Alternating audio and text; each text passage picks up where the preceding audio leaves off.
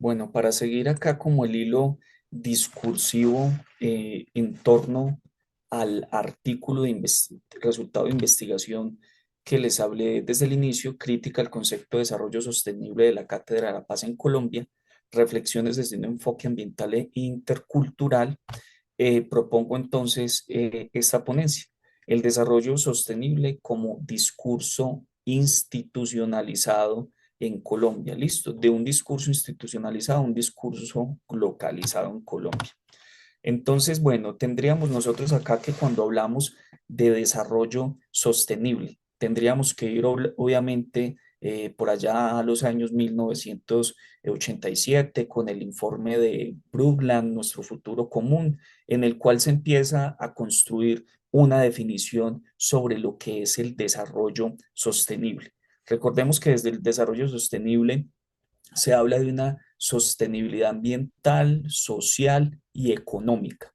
Sin embargo, desde esta misma razón instrumental economicista, porque digamos que una de las críticas que siempre se le harán al desarrollo sostenible es que la dimensión económica tiene muchísimo más peso a la hora de tomar las decisiones sobre cualquier tipo de actividad que se desarrolle.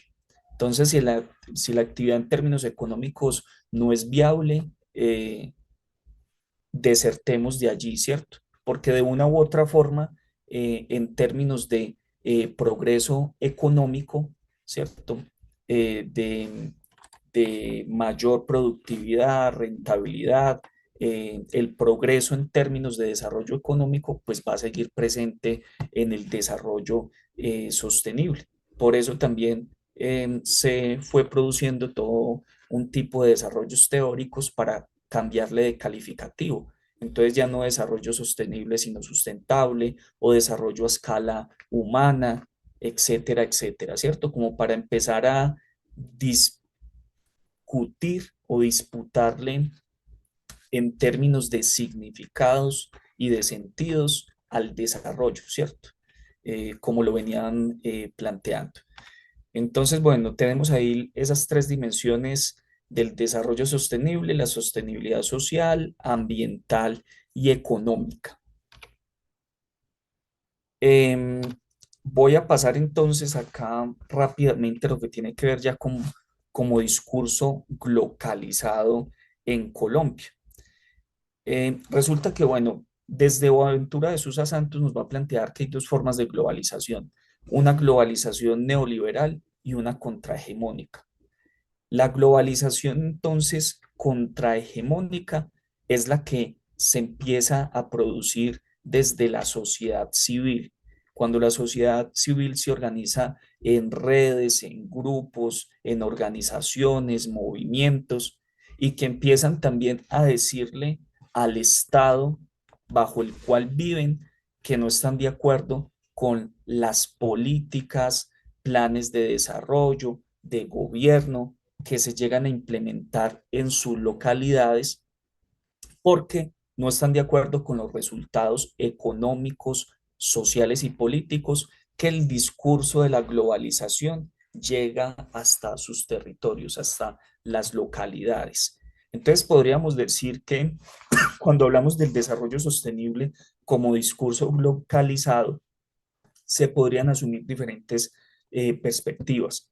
Una según la cual podría haber una subordinación al discurso global desde lo local, una integración en el discurso global desde lo local y una tercera que sería una resistencia al discurso global desde lo local. Fijémonos, por ejemplo, en el caso de Colombia. En Colombia entonces vamos a tener el desarrollo sostenible como discurso institucionalizado entre una subordinación y una integración en la globalización neoliberal. Entonces vamos a tener, por ejemplo, cómo desde ese discurso internacional tipo ONU, con el informe de Brundtland, se va a producir una definición de lo que es el desarrollo sostenible. Entonces nos van a decir allí que consiste en satisfacer las necesidades de las generaciones presentes sin comprometer las posibilidades de las generaciones del futuro para atender sus propias necesidades. Resulta que luego en Colombia, con la Constitución Política de 1991, que va a ser una constitución también bastante progresista en muchos temas, va a tener también en su artículo 80, nos va a hablar sobre el desarrollo sostenible y que va a ser el Estado quien planificará y manejará el aprovechamiento de sus recursos para garantizar un desarrollo sostenible. ¿Cierto? Desde la Constitución del 91 ingresa a Colombia mediante una figura que se llama el bloque de constitucionalidad, ingresa todo el discurso elaborado desde la ONU, desde la OEA, en materia de derechos humanos. Entonces tenemos en Colombia, en capítulo uno 2 y 3, los derechos fundamentales, los derechos, en la segunda, en el capítulo 2, los derechos económicos, sociales y culturales, y vamos a tener un capítulo 3 que va a estar relacionado ya con los derechos colectivos y del medio ambiente. En esa constitución ingresa entonces ese discurso del desarrollo sostenible. Luego vamos a tener en el año 1993 la ley 99 de 1993, con la cual se da creación también a la institucionalidad relacionada con el Ministerio, por ejemplo, del Medio Ambiente.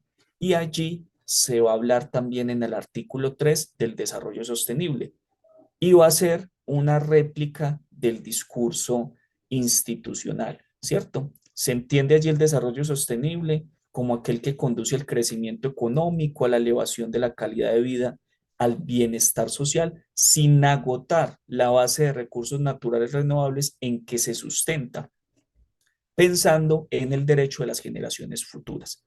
Entonces, fíjense en que desde un discurso internacional ingresa al ordenamiento jurídico colombiano, se va consolidando también en leyes del Congreso de la República y luego vamos a tener en el año 2015, en el decreto 1038 de 2015, que es el que reglamenta la Cátedra de la Paz, vamos a tener nuevamente cuando hablan de uno de los ejes que debería tener la Cátedra de la Paz, se va a hablar del desarrollo sostenible también desde esa perspectiva. Vamos a tener en Colombia también tensiones entre la subordinación, la integración y la resistencia a ese discurso global del desarrollo sostenible desde lo local. En este caso, mediante diferentes sentencias de las altas cortes, empezó a haber un cambio de paradigma jurídico para decir, prescribir, ¿cierto? Tomar diferentes medidas sobre cuál era el manejo que se le tenían que dar a ciertos ecosistemas, componentes de ecosistemas, eh, por algunas problemáticas ambientales que estaban generando. Entonces vemos que se ha pasado desde una perspectiva, un paradigma antropocéntrico a uno biocéntrico y uno ecocéntrico. Sin embargo, como podemos ver, los principios ponderados allí siguen siendo también en un principio desarrollo económico como lo conocíamos clásicamente, sin ninguna o poca responsabilidad ambiental, para luego empezar a incluir el de desarrollo sostenible. Ya el de desarrollo sostenible va a perdurar entre 1994 y el año 2015 y posteriormente, desde el año 2015 en adelante, ya ese desarrollo sostenible se le empieza también a quitar algo de su sentido y significado, porque se empieza a hablar también desde sentencias que declararon al río Atrato como sujeto de derechos o a la Amazonía como sujeto de derechos, se empieza a incluir allí todo un discurso que se empezó a producir en Ecuador y Bolivia con sus procesos constituyentes y que fueron conceptos con el buen vivir, el sumac causai, que tenían obviamente una, una procedencia de comunidades indígenas también de sus países, empieza ese concepto a ingresar a nuestro ordenamiento y empieza a hacerlo mediante estas sentencias de las altas cortes. Entonces empieza a haber allí una tensión, cómo desde lo local, desde los territorios con comunidades indígenas, campesinas, empiezan también a ver que en sus localidades el desarrollo sostenible no les está llevando desarrollo, sino que les está llevando destrucción, despojo, y empiezan también a mirar qué hacer para transformar esa situación. Conclusiones.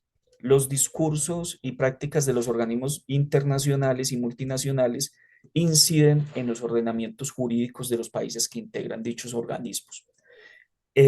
Otra conclusión sería que desde el nivel internacional se producen discursos que pretenden orientar las prácticas locales, sin embargo, desde lo local se subordina, se integra o se resiste a dichas prácticas y discursos.